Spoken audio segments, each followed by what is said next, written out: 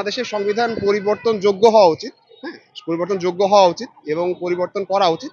But এইটাও দেখা উচিত যে এই সংবিধান পরিবর্তনটা আসলে পুরো দেশের জন্য ভালো হচ্ছে নাকি একটা সার্টেন গোষ্ঠীর জন্য ভালো হচ্ছে।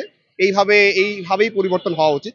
সংবিধানে আমাদের এখনো অনেক কিছু আছে যেগুলো হয়তো দেশের জন্য ভালো কাজ করছে না। তো আমি মনে করি যে সংবিধান পরিবর্তন হলে সেটা যদি পুরো একটা ইনক্লুসিভ পরিবর্তন হয়ে থাকে সেক্ষেত্রে আমি বলবো যে এটা করা উচিত।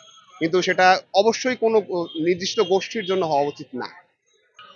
হ্যাঁ, মানে কিছু বিষয় তো পরিবর্তন করার প্রয়োজন আছে। কিন্তু আবার অনেক বিষয় নেই। যেমন আমার কাছে মনে হয় যে ধর্মনিরপেক্ষতা ভারতীয় সংবিধানের একটা স্তম্ভ। এই ব্যাপারটাকে না রাখার অনেকে চেষ্টা করছে।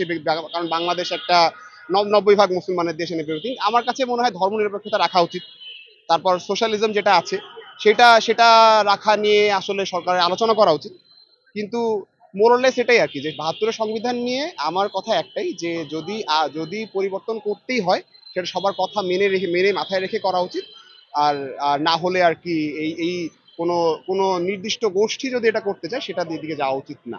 আগে তত্ত্বাবধায়ক সরকার ছিল না। তত্ত্বাবধায়ক সরকারটা আগের সরকারের আমলে এটা বন্ধ করে দেওয়া হয়েছিল। এটাকে ফিরিয়ে আনা অবশ্যই দরকার। আমি মনে করি যে একটা সুষ্ঠু এবং নিরপেক্ষ নির্বাচন করার জন্য অবশ্যই তত্ত্বাবধায়ক সরকার জরুরি। এবং শুধু সেটাই না, তত্ত্বাবধায়ক সরকারের যে উপদেষ্টা মণ্ডলী আছে বা যারা সেখানে কাজ করবে সেখানেও স্বচ্ছতা এবং নিরপেক্ষতা রাখা অত্যন্ত জরুরি। তো এই ব্যাপারটা পরিবর্তন করা তো আসলেই দরকার আছে আমি মনে করি।